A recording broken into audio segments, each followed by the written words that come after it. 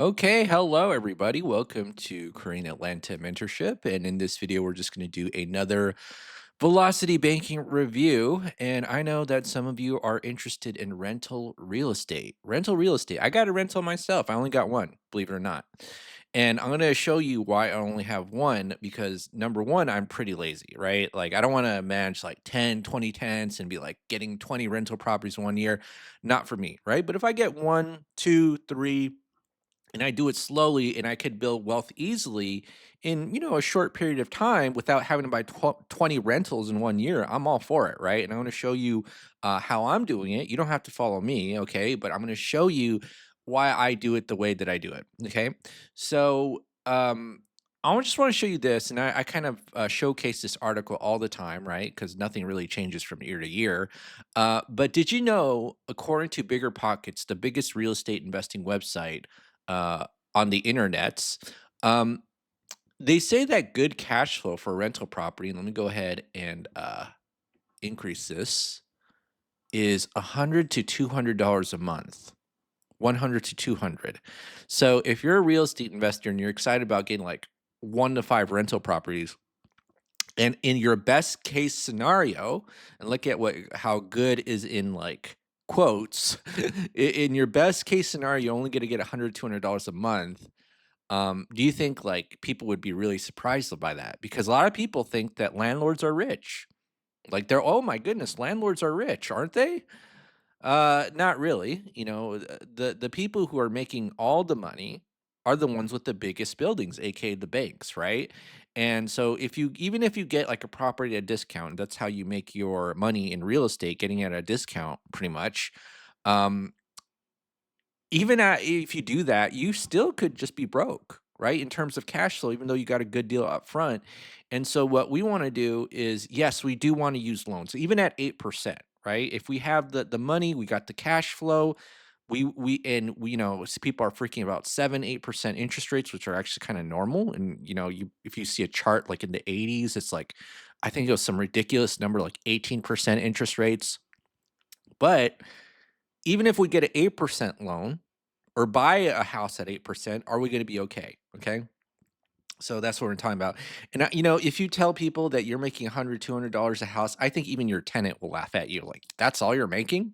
Like, I thought landlords were rich. And that's why, one of the best source of deals, actually, if you didn't know this, are tired landlords, right? Tired landlords. So if you're looking for good deals, you just send mailers to people who are sick of this real estate bunk, and then if you know how to effectively manage your money, then you'll be good. And so we're going to talk about how to do this with this thing called velocity banking. Now, here's the thing, okay? If I were thinking about getting into real estate, I would think of doing landlording later in my life once I have my financial stuff in order, right? So, what do I mean by that? So, for example, if I got a budget where I only have $57 in savings left over, would I buy a rental property? Probably not. Because if you're in a situation where you need the tenant's money, and let's say, you get a rental property here, that's another $200,000 debt, and your tenant doesn't pay you, are you gonna be screwed? Okay? If the answer is yes, and this is just my personal philosophy, don't get the rental property, right? You always want to get into a rental property in a position of strength. And I don't know what it is about human beings, but when human beings see that the person that they're talking to needs their money, for some reason they use that as a control tactic to kind of treat people poorly, right? And what you want to do is be in a position of strength. You kind of want to be like, this guy right here. I don't know if should type it, but you want to kind of want to be this guy where, like, if you're a service provider or whatever, and you make good quality work, then you cut them off and kick them out, right? It's unfortunate that you have to be like that in today's world, but it is what it is, right? So if I had a rental property, which I do, I would always do it in a position of strength, right? So if I need the tenant's money, it's like, no thanks. I'm gonna learn how to get my active income from either if I'm doing real estate, fixing, flipping houses, doing wholesale, or hey, even being a real estate agent, or if I could get it from just even a W-2 job. That's perfectly fine. There's nothing wrong with the W-2 job. Okay. So this is what we're going to do. We're going to do this thing called velocity banking. And what is velocity banking? All it is paying off your debt with the help of a line of credit, right? That's all velocity banking is. And so what we're going to do is get rid of most of our debt so that we're in a position of strength when we want to go into landlording and we're able to build our wealth. And the easiest way to build your wealth with rental real estate is just you make sure you buy it at a discount, right? So if you take a look here, again, I can't believe it's been 3 years since I bought the property, but you see here that I bought this at $100,000 discount, right? And so, but here's the thing: unless you have really solid financials, I really wouldn't recommend going to landlording. Even if you buy at $100,000 discount, like if I bought $100,000 discount and I need the money, I just flip it and sell it off, right? Okay, so let's go here, and what we're going to do is strengthen our financial position so that if we're in a position where the tenant doesn't pay us, hey, you're out. No soup for you. Okay. No residence for you. I'm taking you to eviction court, right? We got to do that. Like, because do you think if your tenant doesn't pay you, they're going to be like super grateful? Of course not. 2019, 2020 should have taught us something, right? So if you're going to be in a position of being a landlord, you have to do it in a position of strength. I can't stress that enough, all right? So let's go ahead and pay off our own personal debts before we get into landlording. So we're going to do that with this thing called velocity banking. And velocity banking really is just not saving money with the help of a line of credit, right? So if you take a look at this right here, right? You take a look here. Oh my goodness. People would be freaking out. You don't have any money saved? Mm-mm. No, money comes in, it just goes out to my line of credit, right? Or it just goes out to my debt. I don't have any money saved. Why do I need to save money? That's stupid, right? So we're challenging the traditional paradigm, right? That's essentially what we're doing. We're challenging that traditional paradigm that we need to save money, and then we're going to do it with the help of a line of credit. Okay, line of credit. And so let's assume in this case that we have how much? I'm going to cheat a little. 27, 35, 18.5. 18.5. We're going to have an let's say $90,000 line of credit. $90,000 line of credit. Okay. So what is a line of credit? All it is a financial tool where you could borrow money, pay it back, and use it over and over again. And I have over $575,000 in lines of credit. 575,000. This is my home equity line of credit at 280,000. Now, all it is a tool where I could literally go to the bank's website, click a button, and then they'll dump up to 280,000 at a 7.5% interest rate. Okay. 7.5%. And I have over $579,000 in total in lines of credit. $579,000. All right. So let's go ahead and do this. And I am going to move these credit card debts. How much was it again? Was it 81? I don't remember. See, I got a fishbowl memory, but let me do it one more time.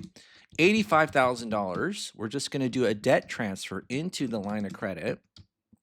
And guess what happens to these payments? Oh my goodness, they go to zero, right? They go to zero. And so now we literally went from 57.45 in our savings, $57 a month, to over $2,000 of cash flow. $2,000, right? And then we put our entire paycheck into the line of credit, take our expenses out, and then rinse and repeat over and over again. So let's go ahead and do it. All right. So I'm going to just do this. And if you don't know what this is, I'm just taking the previous month's balance plus the previous month's interest and then subtracting our cash flow. So what's our cash flow? It's 2854.95. All right. And then what we're going to do is we're going to take the average daily balance, multiply by the interest rate times 0.08 divided by 12, right? 8% interest, but we calculate it monthly, so you divide by 12. I don't know if you knew that or not, but when I first learned that, I was really surprised that 30% is as much as it seems, right? So I'm not even afraid of 30% credit cards, to be honest. Maybe 100% credit cards I might be afraid of, but 30% not so much, just because I'm so comfortable doing the math. And then the final step, which is you put your entire paycheck, right? Money comes into your checking account, and then now you dump that 1920, that bizarre number that look kind of reminds me Ty Lopez in his garage where he talks about his Lamborghini. He says, "Oh, don't look at that." Well, but my point is this: you put your entire paycheck into the line of credit, take your expenses out, and then rinse and repeat over and over again, and you just don't save money, right? So look how easy that is. So I'm going to go ahead and do that, copy and paste, and let's see how long it takes for us to pay off all of our credit cards. So I'm going to do this 34 months, 34 months. And then so in 34 months, we paid off, let's see, 27, 35, 18. No, what am I doing? We paid off 85 grand. It's right there. All right, 85K. All right. Again, take care of your personal debt first before you go into wealth building mode, right? As much as possible. Like even here, like look at my cash flow. It's $2,854. Even if I had gotten a rental property at this stage, I think I'd be fine because what's the monthly mortgage payment? Probably like 1,200 or 1,400 bucks for a single family home. And oh, okay, if the tenant doesn't pay me, I'll be fine, right? But let's go ahead and take this even further and pay off our auto loans and student loans and see how well we can do that. And I'm going to go to my loan calculator right here. And we're at month 34 right now, 34, 34, 34, 34. And if you don't know what the cash flow index is, it's just a formula of the statement balance divided by the minimum monthly payment. And it gives you this arbitrary number right here. And so the lower the number, what that means is that you get more cash flow for paying it off, right? And so think of this as a ranking system. I want to pay off these low cash flow indexes first. So I'm going to pay off, I think like about 20 grand. Okay, 20 grand. So let's go ahead and do that to get about maybe $800 in my cash flow. I think 800 is the right word. And so yeah, $846. So we're going to go ahead and do that. And I'm going to copy and paste this. And we're gonna do this right here and get rid of our car loans. So this is plus 20851.91. All right. So now, and this auto loans are 0. And now it's 3,700, right? 3,700 is our cash flow. All right. So this is gonna be 3701.91. Okay. And then let's see how long it takes for us to get rid of our auto loan. 40 months. Man, that was so easy. 40 months. Okay. All right. 40 months. And then what is it? It's 85 plus 20 plus 25. It's 130K. All right. So we essentially handled all the auto loans in 40 months. And then, hey, you know what? Let's get rid of the student loan. Okay, let's get rid of the student loan. And I'm just going to do this. So this is now 0, 0, 4, 40, 40, right? And it's only 29 grand. Okay. Usually there in the cash flow index model says anything below 50 you want to pay off.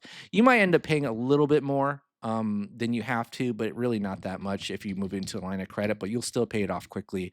But let's move this 29 grand into the line of credit. So let's go ahead and do that. And so we'll get rid of this one. So this is plus 29221.62. And then, yeah, let's do that. And then this is now 0. And so what's our cash flow? It's over 4 grand. I mean, at this point, we'll just get that rental property once the student loan is paid off because we are in a massive position of strength. And if our tenant wants to kind of like play games with us, which kind of happens with a lot of landlords, unfortunately, the way that sometimes the politicians kind of like frame the tenants is like they're innocent parties and they know when they're not paying. You know what I mean? Like they know when they're not paying. But sometimes people fall for their little. I'm just kidding. I don't speak bad of my tenants. I love tenants because they give me the money. All right, so let's go ahead and do this. And so 47 months. 47 months. All right. let me do this. 47 months, we paid off everything except for the mortgage. In fact, is this even the right payment? Let me just check. 250. Okay, good. All right. So 400 and it's 170K, 170K. It's paid off, right? And so here's the thing, right? So now this is zero. Now let's get our first rental property. Let's do it, right? Now we can buy it outright with a line of credit. We could, but we have to make sure that like honestly, I don't number 1 is that you always gotta buy it at a discount, right? I almost 99% you buy it at a discount. So take a look this, you buy if you live in an area where the homes are $200,000, think about buying it for 100. If you live in a $300,000 area, buy it for 200, right? It's all about that spread, right? And there's some areas where buying a rental property is better than fixing and flipping and vice versa. We're just gonna assume we live in an area with $300,000 houses, right? Your area, your market might be different. This is the area that I work out of. $300,000 house. Buy it for a discount, 200,000. Now, let's go ahead and do this. We'll get our first rental mortgage, right? Rental mortgage, and we'll say all in maybe 200,000 at 8%. Okay. This includes repairs, right? So you got to negotiate well before you buy 8%. And take a look at this. This is our payment, right? Our payment. And so luckily, we have this velocity banking calculator to show us, right? Um, how long it'll take for us to pay off this mortgage. Okay. Now, if you don't know anything about like how much rent we can expect to get, you could use things like Rentometer or even Zillow just to kind of like get a feel. We'll say that in this area we get $2,000 a month for a 3 bed 2 bath. Right, we'll do that now. And the cool thing is we have a velocity banking calculator to kind of help us calculate when this debt is paid off. But again, we're coming in a position for strength. That's the most important part, right? We don't want to get a rental property at a point where, oh my goodness, the tenant needs our money. And we don't want to depend on that itty bitty $100, $200 cash flow. What we want is an explosion of cash flow because we paid off the debt. And when you have debt, there's pretty much no cash flow when it comes to rental real estate, right? So give me one moment to open a velocity banking calculator. So here we are with the velocity banking calculator.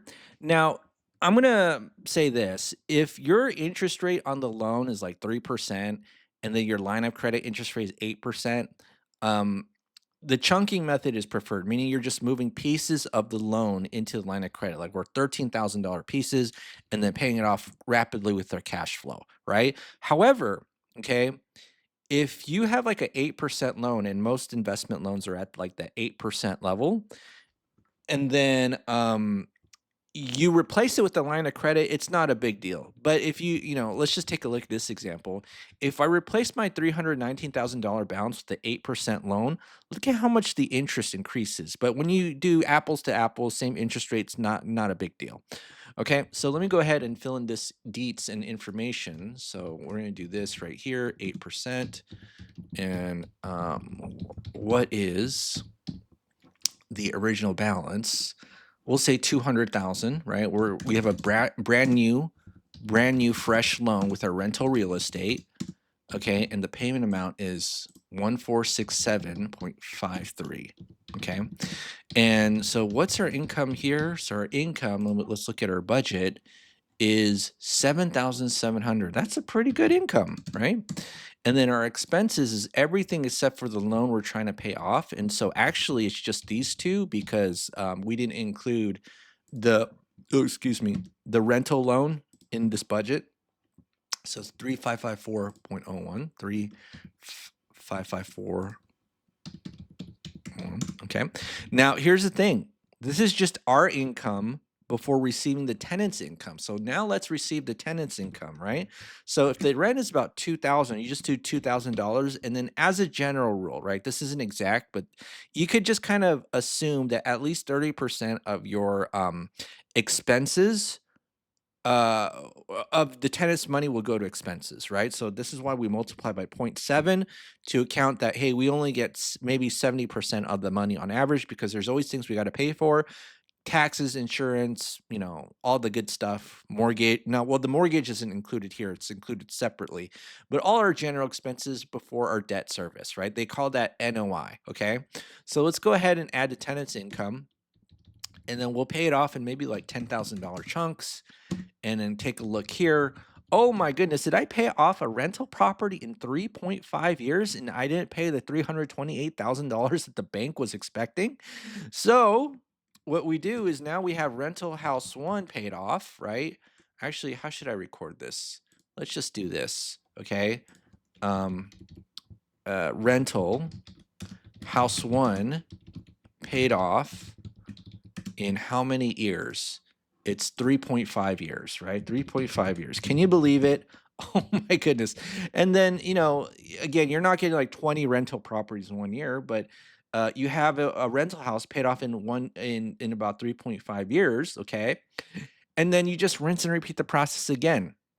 So what we do is we get another home at 300,000.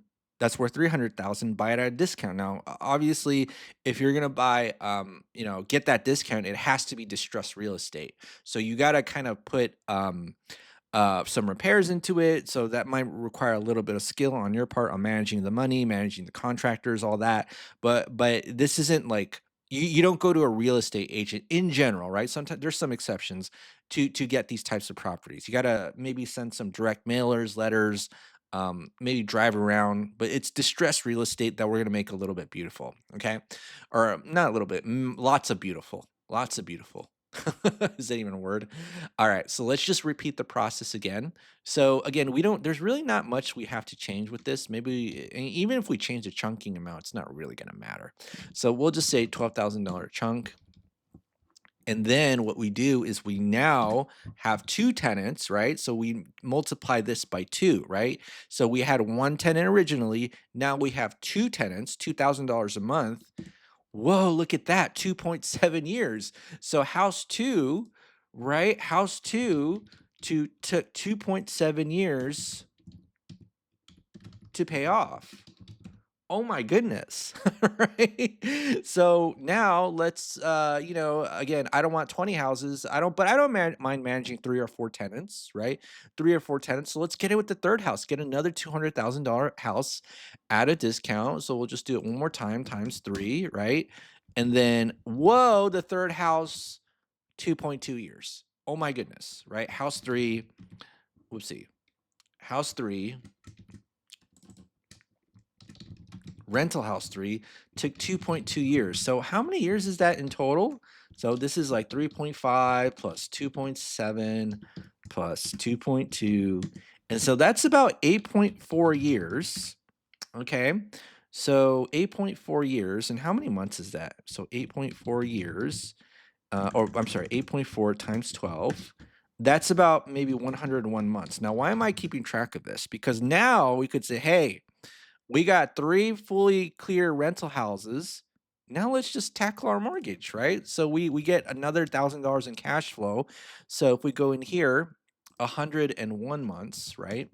We have a $200,000 loan, and let's just do this right here. So now we'll go ahead and pay off our own personal residence. So this is going to be 250.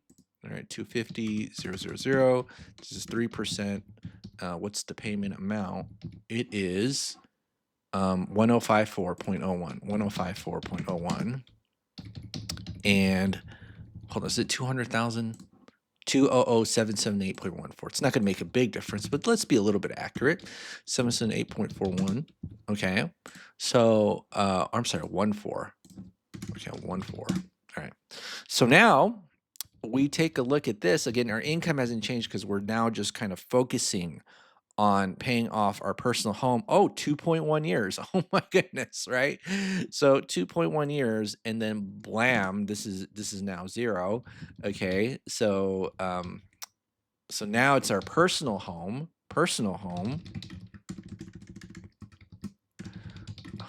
in 2.1 years, right? So All right. So now let's calculate how much wealth we created, assuming maybe our all of our houses are $300,000. Well, we'll say 350. Well, we'll let the appreciation, we'll take into account for that. Although, it depends on your area. Sometimes like I've seen houses that go from like 200 to 400, right? Just because like, there's so much pent up demand for the home. But let's just go ahead and do that. So, we'll say 350 for each house. So 350 000 times um 4 homes. We'll say 350 times 4. So that's, ooh, I like that. That's a good number. Let me make this a little bit more beautiful. Currency, 1.4 million in equity. 1.4 million in equity. You see that? And then how much in cash flow? So our personal home isn't really going to give us cash flow, but these three rental houses will. And again, so it's just $2,000 times zero point 0.7. And on average, it takes about maybe 2 to 3 years to pay off. And we'll say 27 years, right? We'll experience 27 years of cash flow. And then we got to multiply it by 12, right? 27 times 12. And how much do we get of cash flow per house throughout its lifetime? 45,000 or $450,000. That's per home. Now we got to multiply it by 3, right? Ooh, so that's nice. I love that. Let me go ahead and sum this up. So basically, with just a couple of houses, we have $2.7 million uh, of wealth unlocked. Just three houses, right? And with only three tenants. That was easy. Oh my goodness, right? So this is the equity of four houses, and let me just kind of calculate this one more time. 3.5 plus 2.7 plus 2.2 plus 2.1. So that's about in 10 years. You got four houses that are completely paid off, and now you're a 2.7 millionaire. Okay. 2.7 million. Now you don't get all the cash flow up front. That's distributed over 27 years. But hey, it's like, when you play video games and you unlock a cheat code that gives you a lot of money, that's essentially what we've done here. Because if we didn't do this, think about like the difference between what the bank gets versus what you get, right? So what do I mean by that? Um, Let me just kind of show here. Loan amortization calculator, right? So I take a look here, and this is 8% at 30 years, right? Remember, if we get a $200,000 loan at 8%, we're giving $328,000 of interest to the bank, right? Yet when we do this strategy, you see how easy it was to pay it off in 2 to 3 years, and we're not paying all that interest, right? So I feel like we're winning here. So 2.7 million. And when you show the people this, even maybe even including your tenant, they're not going to say, oh, $100, $200, that's so small. They'll be like, whoa, 1.3 million over a lifetime. That's pretty good with only 3 tenants. And not only that, you got 1.4 million of equity. Ooh, I like that, right? That's people think like you got to have like 100 houses to kind of like, be successful in real estate, but really maybe 3 or 4 is all you need, right? And then you make it easy to manage, and that's it. So no one's laughing at you about your itty bitty small $100 to $200 a month cash flow, right? All right, well that's it for today, folks. So this is Korean Atlanta Mentorship. If you're interested in learning a little bit more, okay, where did I learn all this from? I learned this from this thing called Renatus, which is an educational company where you can learn not only velocity banking, but all this other cool stuff like real estate investing, financial literacy.